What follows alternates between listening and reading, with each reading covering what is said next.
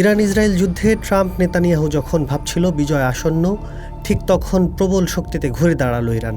শক্ত হাতে চেপে ধরল বিশ্ব অর্থনীতির গলা। একটি গোটা সভ্যতার বিলুপ্তি ঘটতে যাচ্ছে, যা আর কখনোই ফিরে আসবে না। ট্রাম্পের এমন ঘোষণাকে ফাফা বলিতে পরিণত করে 10 দফা দাবি মানিয়ে বাধ্য করল যুদ্ধবিরতিতে যেতে। পাকিস্তানের মধ্যস্থতায় আমেরিকা ইরানের দীর্ঘ 38 দিনের রক্তক্ষয়ী সংঘাতের 2 সপ্তাহের এই বিরতি আসলেই কি টিকবে, উঠছে সেই প্রশ্ন। কারণ যুদ্ধবিরতির মধ্যেই লেবাননে অব্যাহত হামলা চালিয়ে যাচ্ছে ইসরায়েল, আর সেই প্রতিক্রিয়ায় পার্শ্ববর্তী আরব দেশগুলোতে থাকা মার্কিন সামরিক ঘাঁটিগুলোতে হামলা চালিয়েছে ইরান। পাশাপাশি আবারও কঠোর করেছে হরমুজ প্রণালী দিয়ে তেলবাহী জাহাজের যাত্রা, অবাধ চলাচলের জন্য জুড়ে দিয়েছে শর্ত।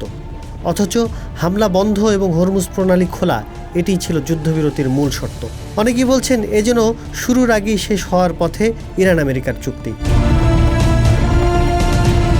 আন্তর্জাতিক সংবাদ সংস্থা রয়টার্স এবং আল জাজিরার বিশ্লেষণ বলছে, তেহরানের ওপর আরোপিত অবরোধ প্রত্যাহার এবং মধ্যপ্রাচ্য থেকে মার্কিন সেনা প্রত্যাহারের মতো ইরানের 10 দফা শর্ত ওয়াশিংটনের জন্য বিশাল ভূরাজনৈতিক পরাজয়। বিশ্লেষকরা মনে করছেন, ডোনাল্ড ট্রাম্পের আকস্মিক যুদ্ধবিরতির ঘোষণা মূলত তেলের বাজার নিয়ন্ত্রণে রাখার একটি মরিয়া চেষ্টা মাত্র। তবে আমেরিকা ইরান এই চুক্তিতে চূড়ান্ত অসন্তুষ্ট ইসরায়েল। টাইমস অফ ইসরায়েলের এক বিশেষ কলাম বলছে, নেতানিয়াহু প্রশাসন ইরানকে পরমাণু সক্ষমতা অর্জনের সুযোগ না দিতে বদ্ধপরিকর। ফলে লেবানন ও সিরিয়ায় হামলা চালিয়ে তারা মূলত ইরানকে আবারও পূর্ণমাত্রায় যুদ্ধে উস্কে দিচ্ছে। এদিকে ব্লুমবার্গের অর্থনৈতিক বিশ্লেষণ বলছে, হরমুজ প্রণালী দিয়ে বিশ্বের 20% তেল পরিবাহিত হয়। ইরান যদি দীর্ঘমেয়াদে এই জলপথ বন্ধ রাখে, তবে ব্যারেল প্রতি তেলের দাম $310 ছাড়িয়ে যেতে পারে। আন্তর্জাতিক মিডিয়াগুলো এই পরিস্থিতিকে এনার্জি ব্ল্যাকমেইলিং হিসেবে দেখলেও তেহরান একে তার আত্মরক্ষার অধিকার হিসেবে দাবি করছে। যুদ্ধবিরতির শর্ত ভেঙে ইসরায়েলি বিমান হামলা এবং প্রতিক্রিয়ায় মার্কিন ঘাঁটিতে ইরানের ড্রোন হামলা প্রমাণ করছে যে এই বিরতি কেবল একটি সাময়িক কৌশলগত পুনর্গঠন।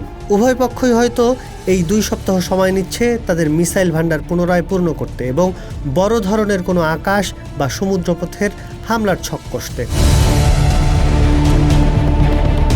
বিবিসির বিশ্লেষণ বলছে, যদি এই ভঙ্গুর চুক্তি শেষ পর্যন্ত ভেস্তে যায়, তবে ইরান তার হাইপারসনিক মিসাইল প্রযুক্তি ব্যবহার করে মধ্যপ্রাচ্যের প্রধান মার্কিন সামরিক হাবগুলো এবং ইসরায়েলের স্পর্শকাতর স্থাপনাগুলোকে টার্গেট করবে।